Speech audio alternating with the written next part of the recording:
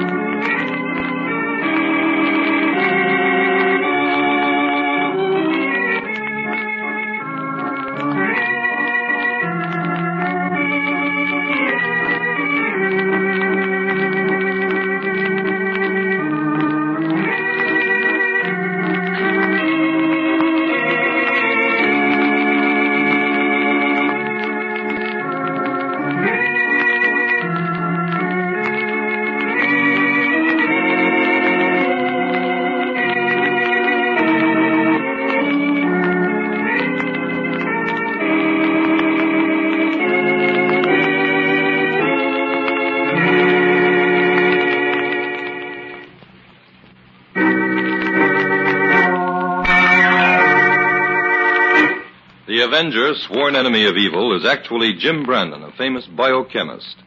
Through his numerous scientific experiments, Brandon has perfected several inventions to aid him in his crusade against crime as the Avenger. Most remarkable of these inventions is the highly secret diffusion capsule, which cloaks him in the black light of invisibility. Brandon's assistant, the beautiful Fern Collier, is the only one who shares his secrets and knows that he is the man the underworld fears as the Avenger. And now, the Avenger and Death meets the boat.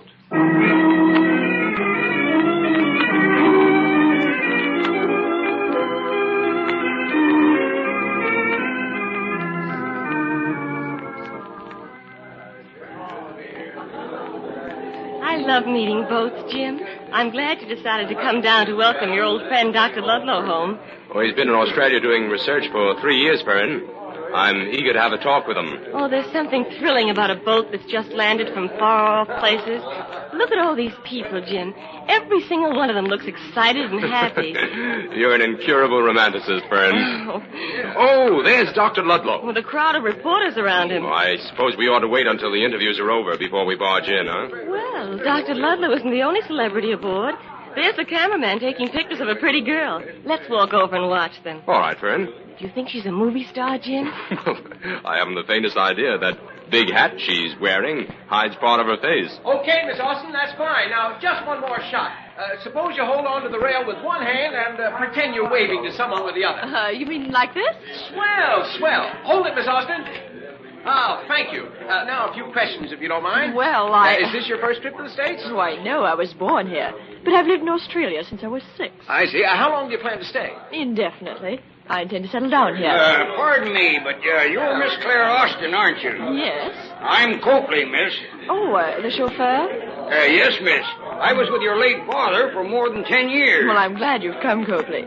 I was beginning to wonder if anyone was going to meet me. What about your luggage, miss? Well, it's all through the customs. You can put it in the car. I'll show you where it is. Oh, Miss Austin, thanks a lot for those pictures. I'd like to interview you for a feature story later. Will you be in town for a while? I think so. Goodbye. Goodbye, and look for your picture in the Morning Herald tomorrow. I will. Jim, ask that reporter who she is. Okay, Fern. You do hate to miss a celebrity, don't you? Hurry, ask him. He's getting ready to leave. Say, Scoop. Yeah? Who is that young lady? Oh, that was Claire Austin. Claire Austin? Yeah, the gal that's going to hurt the Austin Millions when she comes of age in 2 days. Swell-looking dish, isn't she?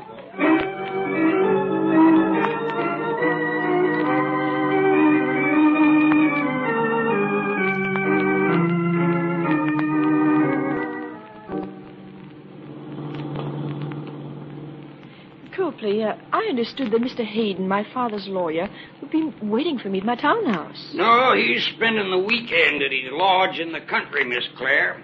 He asked me to drive you directly out there. Well, we could have unloaded some of this luggage in town. Well, frankly, miss, that never occurred to me. I thought you'd rather come out here direct from the boat. Well, how much further is this lodge? Oh, we'll be there in half an hour.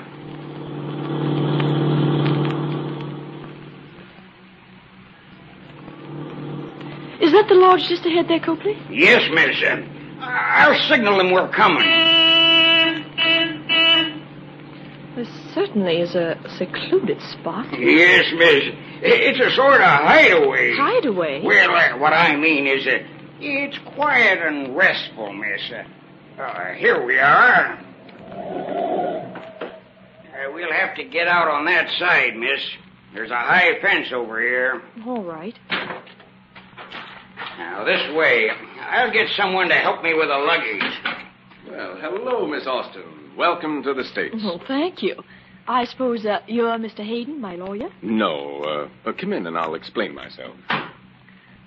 Tell me, did you have a good trip? Yes, thank you. Where is Mr. Hayden, please? All in good time, Miss Austin. To be quite frank, there's been a slight change in plans. Well, I should think so. I expected to meet Mr. Hayden in town. Don't tell me we've driven all the way out here and... why don't you put her wise, Gus? We're wasting time. Yes, I guess we are at that. Copley, what is all this? Who is this man? Never mind that. All you need to know, Miss Austin, is that you've been kidnapped. Kidnapped? Now, if you'll just do what we say... But I won't. I'm getting out of here. Grab her, Copley. Here, take it easy, Miss Let me Austin. go. Now, you better do what Gus tells you to. Otherwise... Let me Take her in the go. next room, Copley, and put these bracelets on her hands and feet. No. Now, there's some in there. Yes, everything's set. Get the same in there.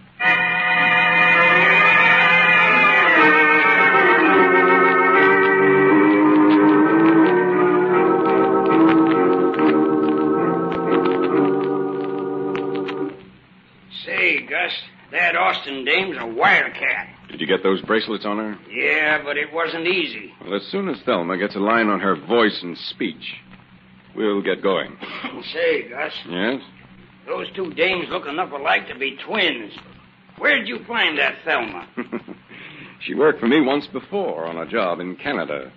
When you showed me those pictures of Claire Austin, I was struck by the resemblance. And all we had to do with Thelma was bleach her hair. Well, what about the accent? Can she handle that? Oh, that's easy. She's passed herself off as an English blue blood more than once. Now, Copley, let's get down to business. Did everything at the boat go without a hitch? Well, not exactly, Gus. Some newspaper guy took Austin's picture before I could get to her. What? Well, I couldn't help it. But that can't hurt anything, can it? These two dames look exactly alike. Don't be a fool, Copley. It's little mistakes like that that ruin the best kind of setups.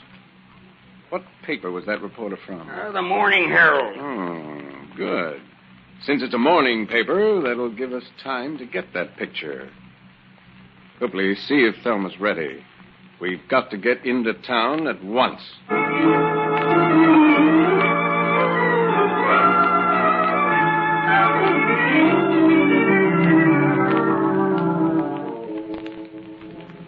Okay, Pete. Tell me everything you know about Stamford's death. Well, Mr. Brandon, he was alive here in the dark room when I went to lunch around noon. Uh-huh. What was he doing when you left? Developing the pictures he took this morning for tomorrow's paper. Is there any way to find out if Stamford had a visitor, Pete? No, those back stairs are the only way in and out of this dark room. They lead right out to the street. Oh. Now, there's no connecting door into the newspaper office. No, sir. Well, what do you think happened to Stamford, Pete? I figure he broke that bottle of acid accidentally, and the fumes overcame him, and he fell as he hit his head against the corner of that shelf. Uh-huh. Almost too simple, isn't it? Well, that must have been the way it happened. The bottle of acid is broken, and Stamford has a big lump on his head. Pete, would Stamford have a list of the pictures he was developing? Oh, sure, he'd have a list of each series of plates. Where are they? Oh, there, that sheet of notepaper on that spike. He only took 2 sets of pictures so far today. Let me see it, will you, please? Oh, here. Mm-hmm. First 6 plates, opening of new market. Are all 6 of those plates here, Pete? Yeah, here they are. He must have been working on those when he passed out. Okay. Next, 4 plates on board boat. Nope, can't find those. Now make sure, Pete. No, they're not here, Mr. Brandon.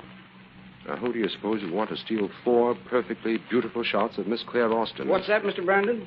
Oh, never mind, Pete. Give me a little more light over here, will you? I want to take another look at this bump on Stanford's head. Well, here, I'll focus this desk lamp on him. Oh, thanks. You knew Stanford, didn't you, Mr. Brandon? Well, I saw him on the boat this morning. Say, the position of this bump is mighty odd. Well, how do you mean? Well, if Stanford hit his head against that shelf, the lump would have to be toward the back of his head. This lump's right on top. Yeah. Well, what do you make of it? Well, I'd say he was hit from the rear by a blackjack. Say. I'll call the doctor in on this right away. But I think he'll agree with me that Stanford was murdered.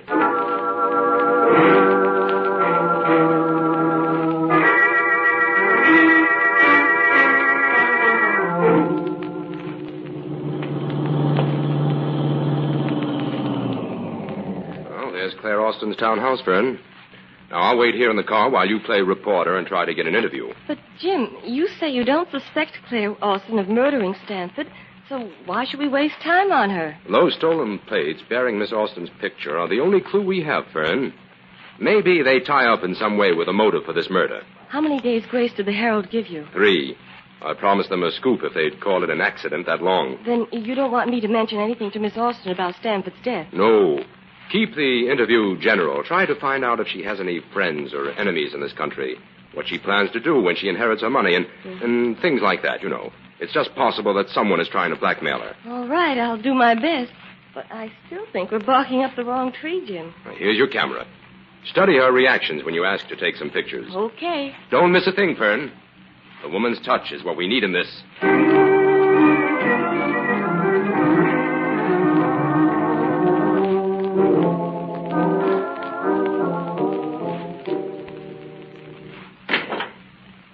Fern, what happened? I wasn't expecting you back so soon. Jim, start driving. Quick. Fern, what is it? You're shaking like a leaf. Jim, that girl in there posing as Claire Austin isn't the same girl we saw on the boat. What? I knew you wouldn't believe me, but she isn't. Well, what makes you think so? Well, I'll admit she looks exactly like her, and she sounds exactly like her, but it's not the same girl. Now, Fern. It's not, Jim. I can tell by her fingernails. Her fingernails? Yes. That girl on the boat had very short nails. I remember thinking that she looked as though she bit them. I got a good look at her left hand when Stanford had her wave in our direction. Well, go ahead. Well, that girl inside there has nails as long as an Oriental dancer's. Oh, Fern, I hate to dampen your enthusiasm over your great discovery, but Claire Austin has had 5 hours to put on artificial nails since that boat docked this morning. But they're not artificial, Jim. I asked her. Well, if that's the case, we've got a motive. That girl could be posing as Claire Austin to collect Claire's inheritance. But what happened to Claire? I don't know. But I think we'd better get in touch with Neil Hayden at once. Oh, yes, he's the lawyer in charge of the Austin case, isn't he? Yes. Jim, all this adds up to the fact that the real Claire may have been kidnapped, doesn't it? I'm afraid it does, Fern. And if we can't locate her before midnight tomorrow when she comes of age, she'll be in danger of her life.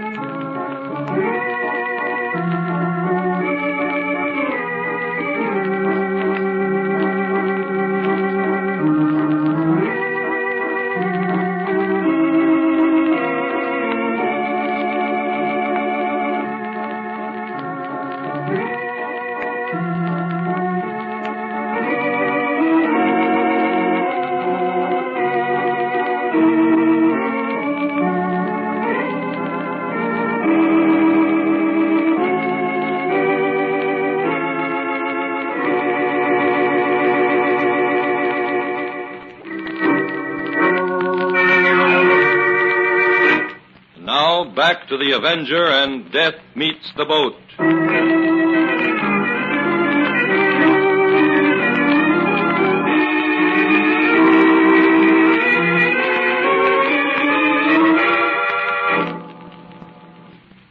And that's the story, Neil.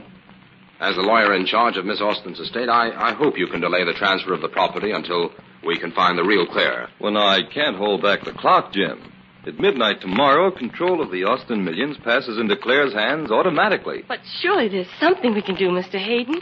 We can't just stand by and let the real Claire be killed and this imposter inherit her money. Fern, I don't think Neil is much impressed with the story we've just told him. What about it, Neil? Well, frankly, Jim, it sounds utterly fantastic. The length of a girl's fingernails is pretty slim evidence upon which to base a case of this magnitude. Now, I'd need something more to go on than that. Well, if you can arrange for me to have a talk with this girl, Yeah? I think I can find out whether she's the real Claire or not. All right. I've arranged a little birthday party for her tonight. I'll take you along. Fine. Oh, only remember, don't let her know I'm a detective. I never think of you as a detective, Jim. To me, you're a scientist who sometimes dabbles a bit in criminology. You know, I don't think you intended that as a compliment. Well, what about me? Don't I get invited to the party? Oh, I'm afraid not, Fern. Miss Austin thinks you're a reporter. Remember?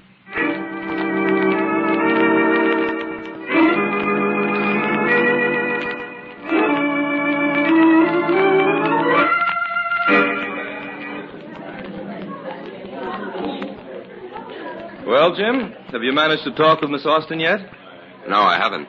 That fellow Merkel over there is monopolizing her. Who is he, Neil? Merkel? I don't know. Claire invited him, said he was an old friend. An importer, I think she said. Merkel, never heard of him. Suppose we wander over and break up their little tete-a-tete, huh? All right. But I sincerely hope your hunch is wrong, Jim. So do I. Uh-oh, Merkel sees us coming. Huh? He's moving away. Well, here's your opportunity, Jim. Oh, Claire, Yes, Mr. Hayden? Mr. Brandon is eager to have a chat with you about Australia. You know, he spent some time there himself. Oh, really? What part of Australia, Mr. Brandon? New South Wales, mostly. You come from Sydney, don't you? Yes, that's right. Did you spend much time there? No, I didn't. My travels took me farther inland. I was doing a little exploring. I see. You know, we Americans are always interested in the animals of Australia. The dodos, great auks, and wombats are fascinating. Yes, they are. And don't forget the kangaroos. We're frightfully proud of those. Yes, but as pets, the wombats are more amusing. Aren't they, though? I suppose you owned one. Oh, yes, a darling one. I'm arranging to have it sent over here as soon as I get settled. Excuse me, Claire, but the Websters are leaving. I thought you'd like to speak to them. Thank you, Mr. Merkel. Not at all. Excuse me, Mr. Brandon. Mr. Hayden. Of course. Certainly, Claire. Well, Jim, as far as I could see, Miss Austin seemed to pass that examination all right. On the contrary, Neil. That girl has been carefully coached, but she's never seen Australia.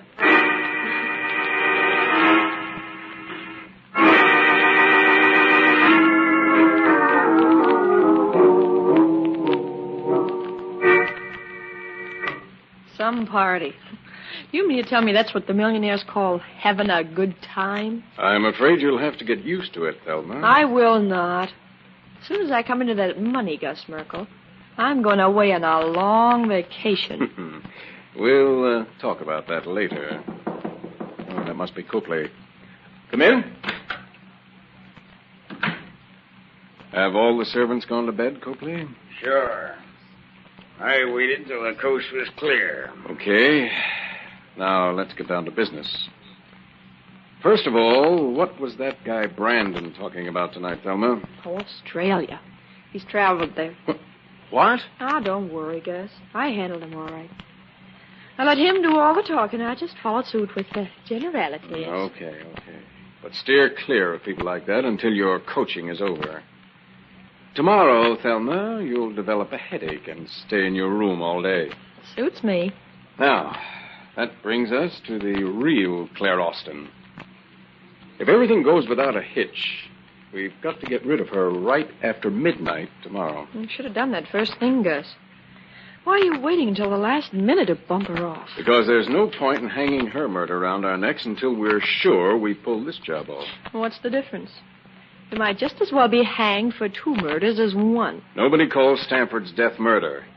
Even the paper he worked on called it an accident. I was plenty careful to make it look that way. Well, who's going to take care of this Austin dame? And how? Copley, you know the plan. Get yourself up to the lodge tomorrow night and take care of it. Not me, Gus. That's your job. I only agreed to finger this layout. You'll do what I say, Copley. I tell you I won't do it. I can't, Gus. I knew our old man for 10 years. This isn't the time to turn soft, Copley. From here on in, I'm the boss, and you take orders from me. Not that order. Oh, then maybe a good mussing up will change your mind. Oh. Gus, not here. Here and now. Either he does what I say, or I'll lay him out flat. Take your choice, Copley. All right. Let me alone. I'll do it. Gus, I'd feel safer about that Austin girl if you took care of her.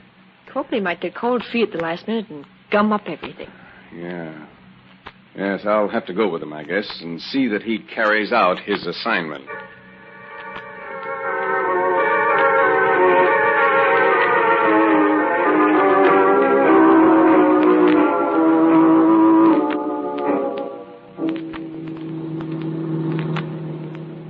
Jim, don't think I'm not enjoying this lovely ride in the country, but...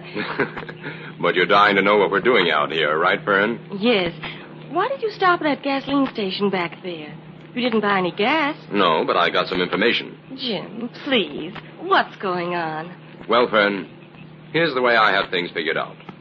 Copley, the chauffeur, met the real Claire Austin at the boat. 3 hours later, he delivered the phony Claire Austin at her house in town. Copley was the one who kidnapped Miss Austin then. Oh, he had to have a hand in it. Probably set up the job for a gang. A thing like this would take some organizing. But what makes you so sure he brought her way out here? Neil Hayden had Copley's gas credit card checked for me. And the records show that Copley gassed up at that station back there 3 times within the last few weeks. The station attendant remembers him. Says Copley's car always turned off on this side road we're on now. Oh, we're looking for the hideaway. Yes. So keep your eyes peeled, Fern, because our time is running out.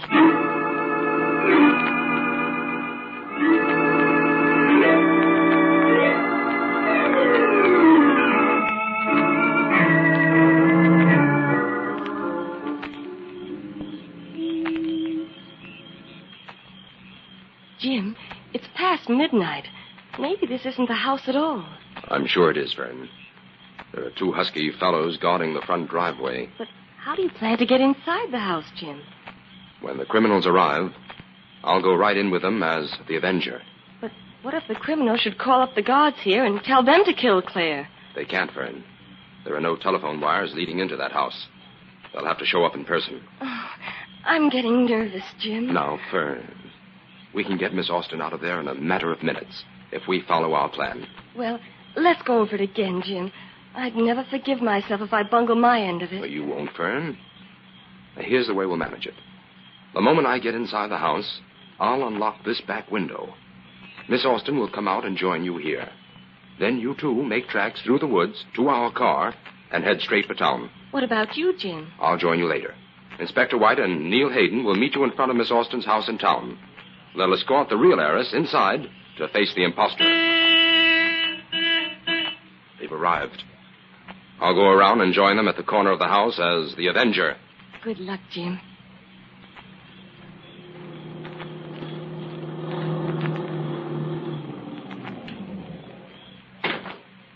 Come on, Copley. Let's make short work of this. Wait a minute. What was that noise? Well, sounded like one of the tires went flat. Well, get out your flash and take a look. We've got a lot of traveling to do in this car tonight. Okay. Now, the rear tires are all right. Now we'll look at the front ones here. Yeah, the front ones are all right, too. Nothing wrong here. You sure? Sure. Well, come on, then. Open the front door.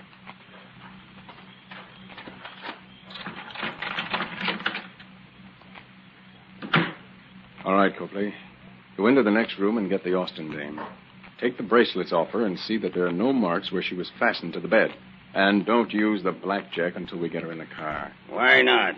It'd be easier. I want those 2 guards outside to see her alive when she leaves here.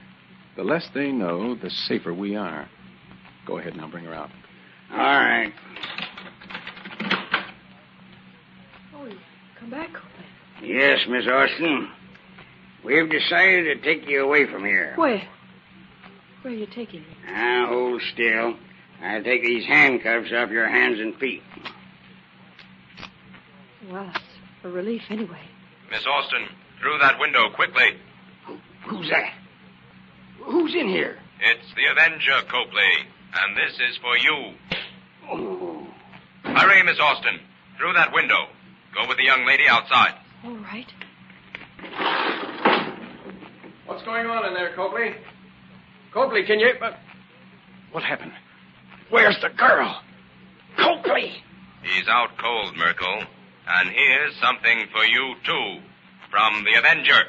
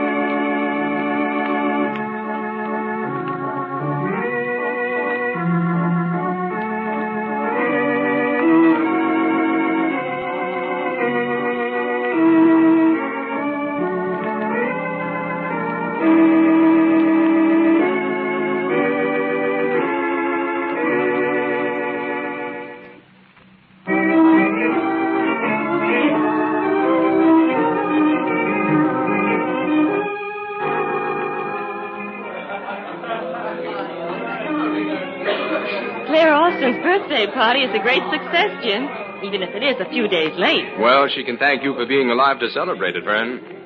You know, if you hadn't noticed Thelma's fingernails, we might never have discovered she was an imposter. Oh, Jim, you're just flattering me. No. The fingernails weren't the only clue you had.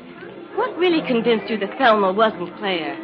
She failed on the examination I gave her about Australia. How? Well, aside from not knowing that the dodo has been extinct since the 17th century, she said she had a wombat for a pet and was bringing it here. Well, a wombat's a small bear, isn't it? That's right. But even an Australian school child knows that the wombat can't exist outside the Australian continent. Oh, what a shame. It sounds like a nice pet. Wrong again, Miss Collier. The wombat sleeps all day and wanders forth at night in search of food. Now, hardly the general conception of a pet, don't you think? All right, teacher. Did the real Claire Austin pass that test? With flying colors.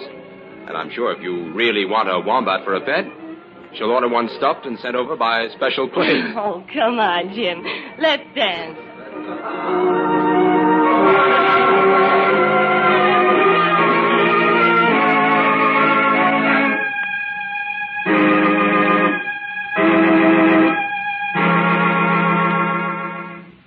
All characters, names, places, and plots used in the Avenger program are fictitious.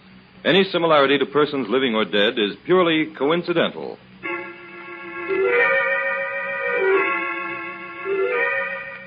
This is a thought. A thought. A thought. Remember, listen for another adventure of... The Avenger.